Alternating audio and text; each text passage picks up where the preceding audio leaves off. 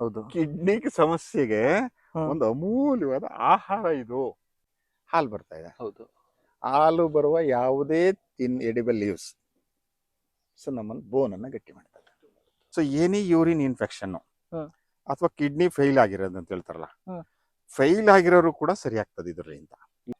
ಸತ್ತೋಗಿರೋದನ್ನು ಬದುಕಿಸುವಷ್ಟು ಶಕ್ತಿ ಇರುವಂತ ಒಂದು ಅಮೂಲ್ಯವಾದ ಆಹಾರ ಇದು. ನೆತ್ತಿ ಎಷ್ಟು ಜನ ಎಣ್ಣೆ ಆಗ್ತಾ ಇದ್ದಾರೆ ತಲೆಗೆ. ಸೊ ಎರಡೂ ಉಲ್ಟಾ ಆಗಿದೆ. ಆರೋಗ್ಯ ಕೆಡುತ್ತೆ ಅಂತೇಳಿ ಸಾರ್ ಇದಕ್ಕೇನು ಔಷಧಿ, ಸಾರ್ ಇದಕ್ಕೇನು ಔಷಧಿ ಅಂತ ಹೇಳಿದ್ರೆ ಏನ್ ಹೇಳೋದು ನಾವು? ಗಂಟಿದು ಸೊ ಕಿಡ್ನಿ ಕಲ್ಲು ಅದು ಇದು ಎಲ್ಲ ಹೇಳ್ತಾರಲ್ಲ, ಎಂತ ಅಮೂಲ್ಯವಾದ ಆಹಾರ ಗೊತ್ತಾ ಇದು. ಸೊ ಯಾಕೆ ಬಿ ಕಾಂಪ್ಲೆಕ್ಸ್ ಕತ್ತಾ ಇದೀವಿ ನಾವು? ಜಸ್ಟ್ ಒಂದ್ ಎಲೆ ಬಾರಿ ಹಾಕೊಳ್ಳಿ, ಕೂದೋಯ್ತಲ್ಲ, ಮುಗಿದೋಯ್ತು. ಅಂದ್ರೆ ದೇಹನ ನಾವು ಎಷ್ಟು ತಂಪಾಗಿ ಇಟ್ಕೊಳ್ತೀವಿ ಸೊ ಅಷ್ಟು ಚೆನ್ನಾಗಿರುತ್ತೆ. ನಂಜು ನಿವಾರಕ ಶಕ್ತಿನ ಅತಿಯಾಗಿ ಇರುವಂತ ಒಂದು ಮರ ಇದು. ಆಕ್ಚುಲಿ ಇವೆಲ್ಲ ಕಲ್ಪವೃಕ್ಷಗಳೇ. ನಾವು ತೆಂಗಿಗೊಂದು ಪಟ್ಟ ಕಟ್ಟಿ ಕೂರಿಸಿದ್ದೀವಿ, ಇವೆಲ್ಲವೂ ಕಲ್ಪವೃಕ್ಷಗಳೇ. ಸೊ ಇವೆಲ್ಲವೂ ನಮ್ಮ ಆಹಾರದಲ್ಲಿ ಬಂತು ಅಂತ ಹೇಳಿದಾಗ ಸೊ ನಮ್ಮ ಆರೋಗ್ಯ ನಮ್ಮ ಕೈಲಿರ್ತದೆ. ನೋಡಿ ಚಿಗುರುಗಳಿದೆಯಲ್ಲ, ಹೌದು. ಸೊ ಇವೆಲ್ಲವೂ ನಮಗೆ ಇದು ಬಳಸ್ಲಿಕ್ಕೆ ಆಗುತ್ತೆ, ತಂಬ್ಳಿಗಳಿಗೆ, ಚಟ್ನಿಗಳಿಗೆ. ಸೊ ಇದು ತಿಂತಾ ಹೋಯ್ತು ಅಂತ ಹೇಳಿದ್ರೆ ಈ ಚಿಗುರಿದೆಯಲ್ಲ, ಚಿಗುರು ಎಳ್ತಿರ್ಬೇಕು ಅಂತ ನಾವು ನಾರ್ ಬೇಕಿಲ್ಲಲ್ಲ ನಮ್ಗೆ. ಹೌದು. ನಾರ್ ಕಗಿಯೋಷ್ಟು ಟೈಮ್ ಇಲ್ಲ ನಮ್ಗೆ. ಸೊ ಇದು ಮುಗಿತಲ್ಲ, ಇದು ಅಷ್ಟ. ನೋಡಿ ಹಾಲು ಬರ್ತಾ ಇದೆ. ಹೌದು. ಹಾಲು ಬರುವ ಯಾವುದೇ ಎಡಿಬಲ್ ಲೀವ್ಸ್ ಸೊ ನಮ್ಮನ್ನು ಬೋನನ್ನು ಗಟ್ಟಿ ಮಾಡ್ತದೆ. ಸೊ ಇದು ಯಾಕೆ ನಮ್ಗೆ ಅರ್ಥ ಆಗ್ತಾ ಇಲ್ಲ? ನೇಚರ್ ಇಷ್ಟೆಲ್ಲ ಕೊಟ್ರು ನಮ್ಗೆ ಯಾಕೆ ಅರ್ಥ ಆಗ್ತಾ ಇಲ್ಲ ಇದು? ಹೌದು. ಸೊ ನಾನು ಹೇಳ್ತಾ ಇರೋದು ಅದನ್ನೇ. ಫಸ್ಟ್ ನೀವು ಮಾಡಬೇಕಾಗಿರೋದು ಒಂಚೂರು ನಿಮ್ಮ ಆರೋಗ್ಯ ಕೆಟ್ಟೋಯ್ತಾ, ಅಡುಗೆ ಮನೆ ಡಬ್ಬಗಳು ನೋಡಿ, ಸಾಸಿವೆ ಡಬ್ಬ ನೋಡಿ, ಜೀರಿಗೆ ಕಾಳು ಮೆಣಸಿನ ಡಬ್ಬ ನೋಡಿ, ಅಲ್ಲಿ ಸಣ್ಣ ಇಲ್ಲ ಸ್ವಲ್ಪ ಬೇಕು ಅನ್ಸುತ್ತಾ ಬೀದಿಗೆ ಬನ್ನಿ. ಸ್ವಲ್ಪ ಮನೆ ಅಂಗಳದಲ್ಲಿ ತುಪ್ಪ ಇದೆ, ರಸ್ತೆನಲ್ಲಿದೆ, ಅಲ್ಲೂ ಸಿಗ್ಲಿಲ್ವಾ ನಿಮ್ಮ ಹೊಲಗಳಲ್ಲಿ ಸಿಗತ್ತೆ. ಸೊ ಆರೋಗ್ಯ ಎಲ್ಲಿದೆ ಅಂತ ಹೇಳಿದ್ರೆ ನಮ್ಮೂರಲ್ಲಿದೆ, ನಮ್ಮ ಕೈಲಿದೆ, ನಮ್ಮ ಮನೆ ಸುತ್ತಮುತ್ತ ಮನೆ ಅಂಗಳದಲ್ಲಿದೆ. ಸೊ ಇದನ್ನ ಒತ್ತಿ ಒತ್ತಿ ಹೇಳ್ತಾ ಇರ್ತೀನಿ. ಸೊ ಇದು ನಮ್ಮ ಆರೋಗ್ಯ ನಮ್ಮ ಕೈಲಿರೋದು ಯಾವಾಗ ಅಂದ್ರೆ ಇವೆಲ್ಲವೂ ನಮ್ಮ ಜೊತೆ ಸೇರ್ಕೊಂಡಾಗ ಅಂತೇಳಿ. ಆಕ್ಚುಲಿ ನೋಡಿ ಕಾಡಾಗ್ಲ ಅಂತೇಳಿ ತುಂಬಾ ಸಣ್ಣ ಕಾಯಿ ಬರ್ತದೆ ನೋಡಿ, ಸಣ್ಣ ಸಣ್ಣ ಬೀಜಗಳು. ಕಾಡು ಆಗ್ಲಕಾಯಿ ಇದೆಯಲ್ಲ, ಸೊ ಈಗಿನ ಆಗ್ಲಕಾಯಿದ ಪರಿಮಳನೂ ಇಲ್ಲ. ಹೌದು. ಅದರ ರುಚಿನೂ ಇಲ್ಲ. ನೀವೀಗ ಸುಲಿತಾ ಇದ್ರೆ ಇಲ್ಲಿಗೆ ಪರಿಮಳ ಬರ್ತದೆ ನೋಡಿ. ಸೊ ಇದೆಯಲ್ಲ, ಸೊ ಇದು ನಮ್ಮ ಆಹಾರ. ನೀವು ಯಾವುದೇ ಸಾಂಬಾರ್ಗಳ ಜೊತೆ ಹಾಕಿ ಇದನ್ನ ಹಾಕಿ ಬಳಸಿದ್ರೆ ಸಾಕು. ನೀವು ಒಂದ್ಸಲಿ ನೀವು ಹಾಕ್ಬಿಟ್ರೆ ನೋಡಿ ಅಲ್ಲೊಂದಿದೆ. ಹೌದು. ನೋಡಿ ಇದು ಬೀಜಗಳಿದೆ. ಒಂದ್ಸಲ ನೀವು ಹಾಕ್ಬಿಟ್ರೆ ನಾನು ಹೇಳೋದು ಚಿವುಟ್ತಾ ಹೋಗಿ. ಹೌದು. ಚಿವುಟಿ ಆಹಾರದಲ್ಲಿ ತಗೊಳ್ತಾ ಹೋಗಿ. ನೀನ್ ಸಕ್ಕರೆ ಕಾಯಿಲೆ ತಿನ್ಬೇಕು, ಆ ಕಾಯಿಲೆ ತಿನ್ಬೇಕು, ಈ ಕಾಯಿಲೆ ತಿನ್ಬೇಕು ಎಲ್ಲ ಕಥೆ ಹೇಳ್ತಾರಲ್ವಾ, ಊಟ ಮಾಡ್ತಾ ಹೋಗಿ. ಸೊ ಒಂದ್ ಬೇಲಿ ಮೇಲೆ ಬಿಸಾಡಿದ್ರೆ ಮುಗಿದೋಯ್ತಲ್ಲ ನೀವು. ಈಗ ನೋಡಿ ಯಾರು ನೀರು ಹಾಕಿದ್ದು ಇದಕ್ಕೆ? ಯಾರಿಲ್ಲ. ಯಾರು ಗೊಬ್ಬರ ಹಾಕಿದ್ದು? ಯಾವುದೋ ಅಕ್ಕಿ ಪಕ್ಷಿ ತಂದು ಒಂದು ಉದ್ರಿಸಿತ್ತು. ಆಕ್ಚುಲಿ ನಾನು ನಮ್ಮೂರಲ್ಲಿ ಒಂದಷ್ಟು ಬೀಜಗಳನ್ನ ಬಿಸಾಡ್ತಾ ಇರ್ತೀನಿ. ಇದು ಧಾರವಾಡದಿಂದ ತಗೊಂಡ್ಬಂದಿದ್ದೆ ಒಂದಷ್ಟು ಬೀಜಗಳು. ಎಲ್ಲಿ ಬೇಕಲ್ಲಿ ಬಿಸಾಡ್ತಾ ಇರ್ತೀನಿ. ಎಲ್ಲ ಬೆಳ್ಕೊಳ್ಳಿ ಅದು. ಸೊ ನೋಡಿ ಎಷ್ಟಿದೆ ಆಹಾರ ನಿಮ್ಗೆ. ನಿಮ್ಗೆ ಚೂಡ್ತಾ ಹೋದ್ರೆ ತಂಬಳಿ ಮಾಡ್ತೀರಾ, ಒಂದ್ ಇಡಿ ಸೊಪ್ಪು ತಗೊಳ್ಳಿ. ಸಾಂಬಾರ್ ಮಾಡ್ತೀರಾ, ಒಂದ್ ಇಡಿ ಹಾಕೊಳ್ಳಿ.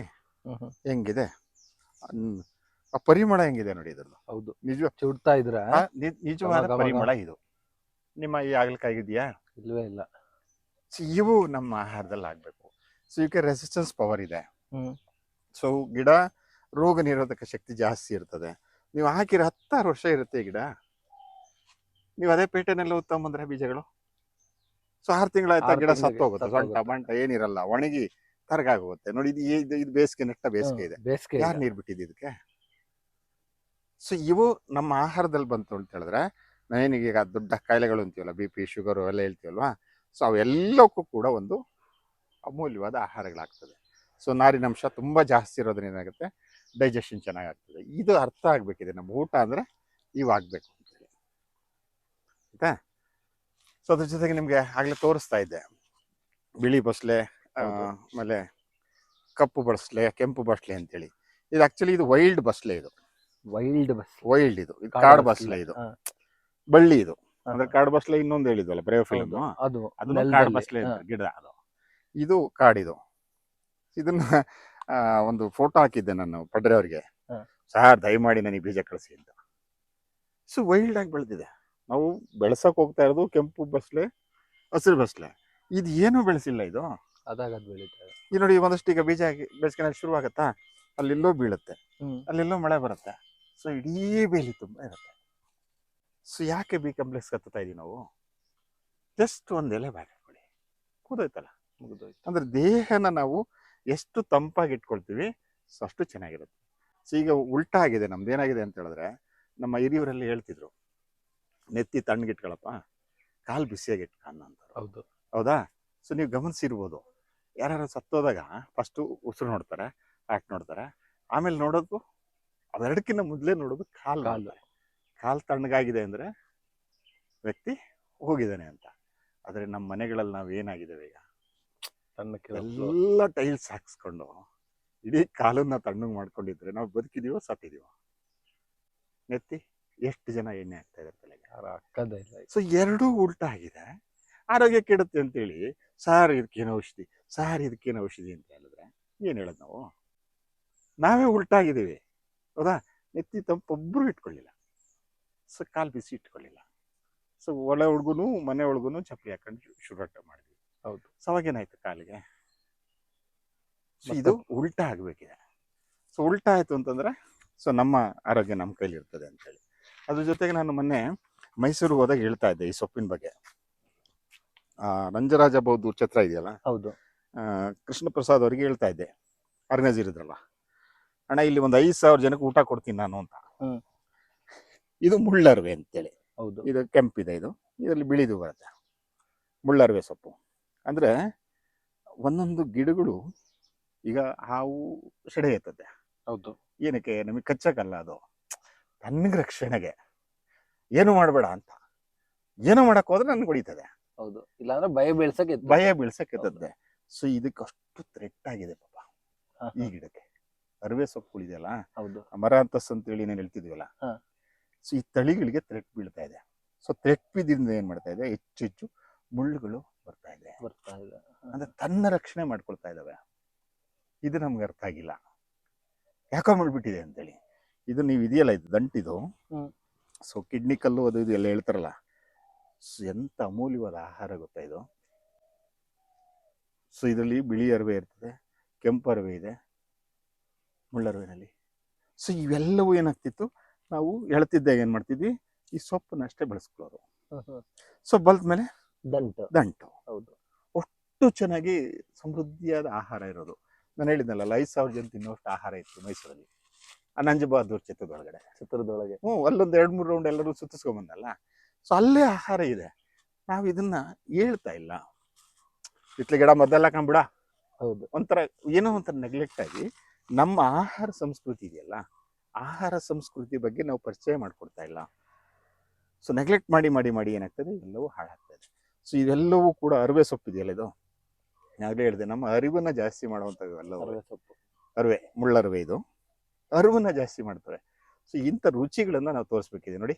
ಹೌದು. ಇಷ್ಟು ಬೀಜವನ್ನು ಸುಮ್ಮನೆ ಪಾಟಲ್ ಬಿಸಾಕಿ ಯಾವ ಕಂಪ್ನಿಯಿಂದ ತರಬೇಕು ಬೀಜ ನೀವು?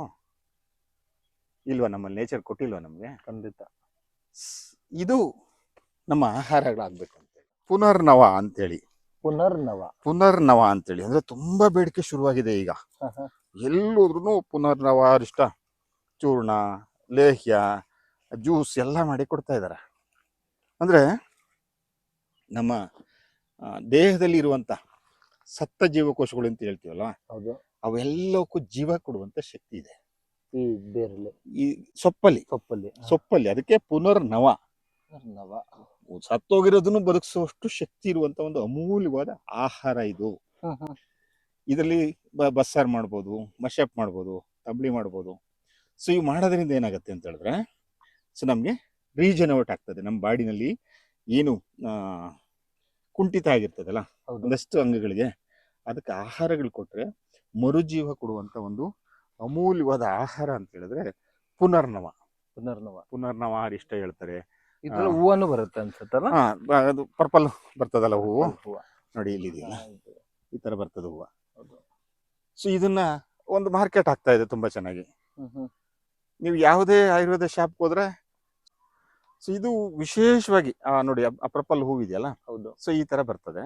ಸೊ ನೀವು ಜಸ್ಟ್ ಅದನ್ನ ತಗೊಂಡೋಗಿ ಒಂದು ಪಾಟ್ ಒಳಗೆ ಹಾಕೊಂಡ್ಬಿಟ್ರೆ ಈ ಗಿಡನ ವರ್ಷ ಪೂರ್ತಿ ತಿನ್ನೋಷ್ಟು ಸೊಪ್ಪು ಸಿಗತ್ತೆ.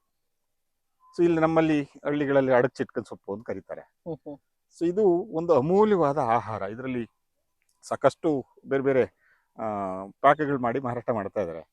ತೈಲ ಮಾಡ್ತಾ ಇದ್ದಾರೆ, ಚೂರ್ಣ ಮಾಡ್ತಾ ಇದ್ದಾರೆ, ಆಮೇಲೆ ಕಲ್ಕ ಮಾಡ್ತಾ ಇದ್ದಾರೆ, ಏನೆಲ್ಲ ಮಾಡಿ ಮಾರಾಟ ಮಾಡ್ತಾ ಇದ್ದಾರೆ. ಸೊ ನಾನು ಹೇಳೋದು, ನಿಮ್ಮ ಮನೆ ಹತ್ರ ಒಂದು ಗಿಡ ಹಾಕೊಳ್ಳಿ, ಹೌದು, ಪಾಟಲ್ಲಿ ಹಾಕೊಳ್ರಿ. ವರ್ಷ ಪೂರ್ತಿ ನೀವು ಪುನರ್ನವ ಆಗಿರ್ತೀರಿ. ವರ್ಷ ಪೂರ್ತಿ ನಿಮಗೆ ಒಳ್ಳೆ ಚೇತನ ಸಿಗತ್ತೆ ಬಾಡಿಗೆ. ಸೊ ಅದು ಲಂಗ್ಸ್ ವಿಷಯದಲ್ಲಂತೂ ತುಂಬಾ ಚೆನ್ನಾಗಿ ಕೆಲಸ ಮಾಡುತ್ತೆ. ಒಂದು ಅಮೂಲ್ಯವಾದ ಆಹಾರ ಅಂತೇಳಿ. ಸೊ ಅದ್ರ ಜೊತೆಗೆ ಇದೊಂದು ಇದೆಯಲ್ಲ, ಇತ್ತೀಚೆಗೆ ಸುಮಾರು ಜನ ಡಯಾಲಿಸಿಸ್ಗೆ ಹೋಗಿರೋರು ಕೂಡ ಇದನ್ನ ಬಳಸಿ ವಾಪಸ್ ಬಂದಿದ್ದಾರೆ.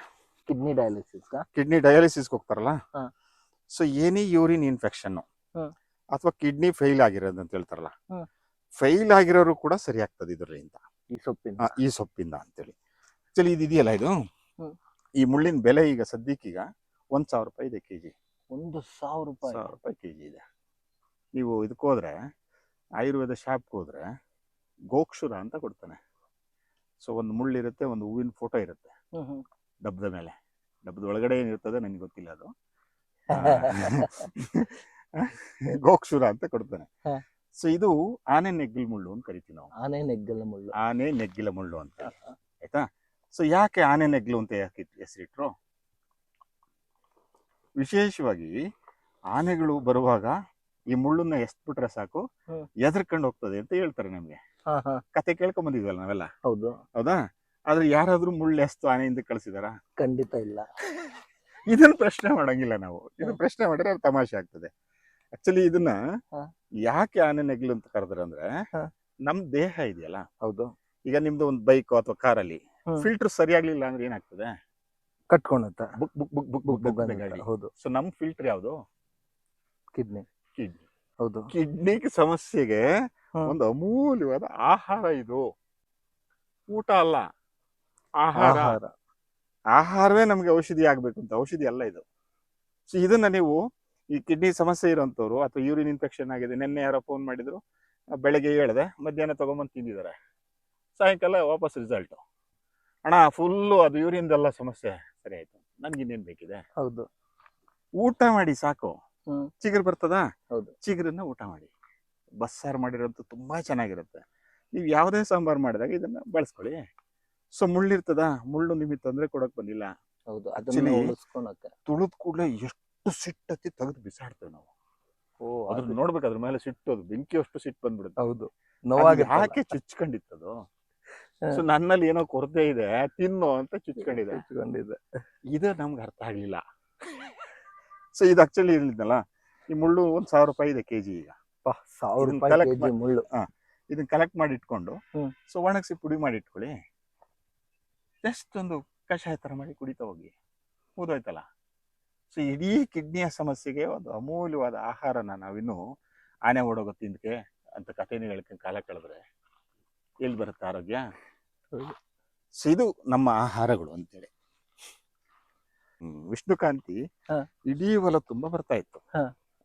ಮಳೆಗಾಲ ಆಯ್ತು, ಹೊಲ ಕುಯ್ದ ತಕ್ಷಣ ಇಲ್ಲಿ ಬರ್ಬೇಕಾಗಿದ್ದು ವಿಷ್ಣುಕಾಂತಿ ಮತ್ತೆ ಇನ್ನೊಂದು ಅವರೇ ಒಡಕ್ಲು ಅಂತೇಳಿ, ನೆಲ್ಜೋಳು ಅಂತೇಳಿ. ನೋಡಿ, ಇಡೀ ನೆಲದಲ್ಲಿ ಏನಿಲ್ಲ. ಹೌದು. ಯಾಕೆ ಅಂತ ಹೇಳಿದ್ರೆ ನಮ್ಮ ಕೃಷಿ ಏನಾಯ್ತು ಗೊತ್ತಾ? ಸೊ ಆ ಕಡೆ ಸಾಲುಗಳು ಇಲ್ದಂಗಾಯ್ತು. ಈಗ ಮಷಿನ್ಗೋಸ್ಕರ ರಾಗಿ ಬೆಳಿತಾ ಇದೀವಿ. ನಮ್ಗಲ್ಲ. ಮಷಿನ್ ಬಂದ್ ಕುಯ್ಯಕ್ಕೆ ಬಿಸ ಹಾಕಿ ಬರ್ತಾ ಇದೀವಿ. ಆ ಅಕಡಿ ಸಾಲುಗಳಲ್ಲಿ 7-8 ವೆರೈಟಿ ಇದಿರ್ತಿತ್ತು ನಮ್ಮಲ್ಲಿ, ಬೆಳೆಗಳಿರ್ತಿತ್ತು. ಆಮೇಲೆ ಅಕಡಿ ಉಳ್ಕೊಳ್ಳೋದು, ಹೊಲ ಕೊಯ್ದಾಗ ಏನಾಗ್ತಿತ್ತು, ಅದು ಸಪೋರ್ಟಿವ್ ಆಗಿ ಸಿಕ್ತಿತ್ತು. ಸೊ ಇವೆಲ್ಲವೂ ತಂತು ಬೇರುಗಳಿವು, ರಾಗಿ. ಆ ತಾಯಿ ಬೇರುಗಳು ದ್ವಿದಳ ಧಾನ್ಯಗಳೆಲ್ಲ ಇರ್ತಾ ಇದ್ವು. ಇಡೀ ಹೊಲಕ್ಕೆ ಬೇಕಾದ ಒಂದು ವ್ಯವಸ್ಥೆ ಇತ್ತು. ನಾವು ಅದನ್ನೆಲ್ಲ ಬಿಟ್ಟು ತಗೊಂಬಂದು ರಾಗಿನ ಮಿಷನ್ಗೆ ಕುಯ್ಯಕ್ಕಾಗಲ್ಲ, ಆಳಿಲ್ಲ, ಕತೆಗಳು ಹೇಳಿ ಇದು ಮಾಡಿದ್ವಿ. ನೋಡಿ, ಇಷ್ಟು ಕಳೆಗಳು ಹೋಗ್ತಾ ಇದೆ ಈಗ. ಹೌದು. ಈಗ ನನ್ನ ಈ 15 ವರ್ಷ ಸ್ಟಡಿ ಇದೆಯಲ್ಲ, ಆ ಸ್ಟಡಿನಲ್ಲಿ ಸುಮಾರು ಕಳೆಗಳು ಕಣ್ಣಿಗೆ ಕಾಣ್ತಾ ಇಲ್ಲ, ಸುಮಾರು ಕಳೆಗಳು ಹೋಗ್ತಾ ಇದೆ. ಆಮೇಲೆ ಅದ್ರ ಜೊತೆಗೆ ಇತ್ತೀಚೆಗೆ ಈ ವಿಷ ಬೇರೆ ಆಗ್ತಾ ಇದಾರಲ್ಲ, ಸೊ ಕಳೆನಾಶಕ, ಆ ವಿಷಯಗಳಂತೂ ಅಷ್ಟು ಥ್ರೆಟ್ ಮಾಡ್ತಾ ಇದೆ. ಈಗ 4 ವರ್ಷದಿಂದ ನಾನು ಹೈನುಗಾರಿಕೆ ಮೇಲೆ ಕೆಲಸ ಮಾಡ್ತಾ ಇದ್ದೀನಿ, ಅಂದ್ರೆ ಗ್ರಾಸ್ ಮೇಲೆ. ಒಂದು ಸಣ್ಣ ಸ್ಟಡಿ ಮಾಡ್ತಾ ಇದ್ದೀನಿ, ಗೊತ್ತಿಲ್ಲ ನನ್ನ ತಿಳುವಳಿಕೆಗೆ. ಯಾಕಂದ್ರೆ ಗ್ರಾಸು ತುಂಬಾ ಕಡಿಮೆ ಆಗ್ತಾ ಇದೆ, ಯಾಕಂದ್ರೆ ಈ ವಿಷಯಗಳಾಗ್ತಾರಲ್ಲ. ಹೌದು. ಸೊ ವಿಷಯಗಳಾಗ್ತಂಗೆ ಕಡಿಮೆ ಆಯ್ತು ಅಂತ ಹೇಳಿದ್ರೆ ಆ ಎಲ್ಲ ಗ್ರಾಸ್ಗಳು ಮತ್ತೆ ಈ ನೀವು ಕಳೆ ಅಂತ ಹೇಳ್ತಿರಲ್ಲ ಆಹಾರಗಳು, ಅವೆಲ್ಲವೂ ಕೂಡ ನಮ್ಮ ಆಹಾರಗಳಾಗಿದ್ವು. ಹೌದು. ಸೊ ಇವು ನಾಶ ಆಯ್ತು ಅಂತಂದ್ರೆ ಹೈನುಗಾರಿಕೆ ಏನಾಯ್ತು? ಕುರಿ ಮೇಕೆ ದನಗಳಿಗೆ ಕಾಯಿಲೆ ಯಾಕೆ ಬರುತ್ತೆ? ಇದು ಯಾಕೆ ನಮ್ಗೆ ಅರ್ಥ ಆಗ್ತಾ ಇಲ್ಲ ಕೃಷಿ